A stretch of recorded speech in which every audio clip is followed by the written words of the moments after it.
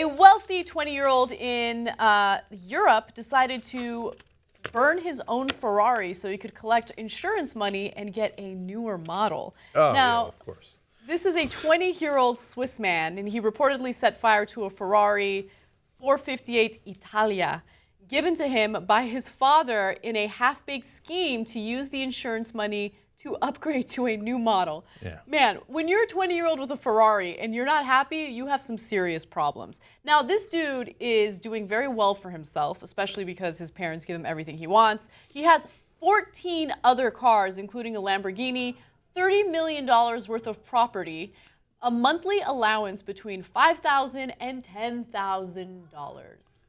Which actually doesn't seem that much if you've got $30 million worth of property and 14 cars, including a Lamborghini. So I feel for the guy, man. I mean, if my father only gave me a Ferrari 458 Italia as part of my bevy of 14 different cars, well, I'd burn it up too. So you know what he did? He recruited a few of his friends, and then he went to Germany to light the car on fire. And then he got caught because it turns out that when you're communicating about criminal actions on your phone, people tend to investigate you. Interesting. So the insurance company looked into it, and they're like, fuck you, dude. You know what you did. So, see, classic error by a rich dude. The only time rich guys get in trouble is if they burn, in this case quite literally, other rich guys. That's why Bernie Madoff got in so much trouble. Everybody did fraud on Wall Street. Nobody ever paid anything for it. Bernie Madoff ripped off other rich people. In this case, the guy who has to write the insurance check goes, wait a minute. This sounds a little fishy. This story's got a lot of holes in it. It's almost like Swiss cheese. Oh, you're on. Okay. Anyway, but so when they look into this because they don't want to pay out, that corporation does, they realize what the kid did, and then he winds up being in trouble for it. But look, to me, what I took away from this story is how bad a job the dad did in parenting. Okay. Now, a lot of people will disagree with me. Some of my good friends will disagree with me. They're, oh, it's a great dad. He giving 14, great cars to his kid. No, you raised an asshole. Okay. And you did it by spoiling him to no end. Anyone who thinks that car is not good enough is an unbearable human being. Absolutely. So he might have a couple of friends who like his money and who hang around with him because of that. He might pretend to have a good time, but most of those guys who are stinking rich, they're actually, I know it sounds like it's like an afternoon or after school special or something, but it's not. It's really true. Fulfillment is the best thing in the world, right? And those rich people, they literally don't know what to do with their money. Sometimes they just burn it, like in this case.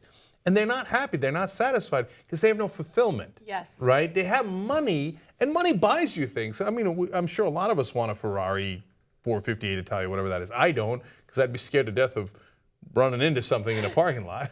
Okay? Because you probably would. I would. But of course, we get that. We get that money can buy you peace of mind. But it doesn't buy them peace of mind. No, it doesn't. And you're absolutely right about being fulfilled. Joe Rogan and I had a conversation about this on The Point, which you guys should check out on youtube.com/The Point.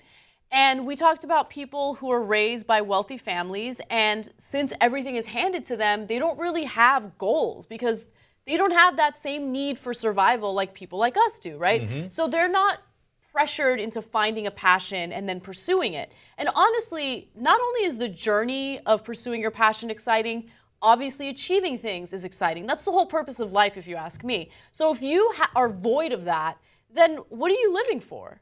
I'm not, by the way, that's not me trying to say like you're not worth living or whatever. Life's not worth living, but you want to feel like you have some sort of goal or some sort of mission. And obviously he doesn't. His mission is to burn cars to get a newer model. No, he had a mission. He was on a mission for a slightly beher Ferrari. That's you want to talk about amazing. the worst mission in the world?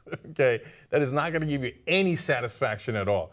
And weird tangent on Joe Rogan, I also had a conversation with him, and I actually think he plays it exactly right. Since he earned it in his own way, right? He says, look, I got a little bit of money, and so I like that I'm able to spend it on things that give me joy, right?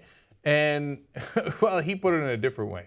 He says, if you have fuck you money and you never say fuck you, then what's the point?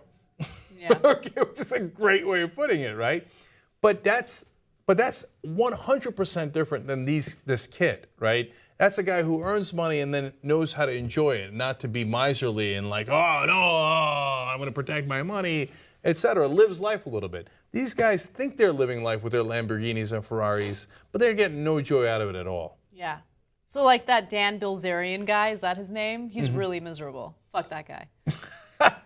I don't know anything about that guy. I know who he is, Yeah. but I don't know his psyche, and I know a lot of people disagree with me. Oh, give me the 14 cars and I'll be happy. But the thing you're missing is that you probably would be happy because you didn't have it in the first place. Yeah. So it's when you're having trouble paying your rent, yeah, goddamn right you'll take a Ferrari, Yeah. right?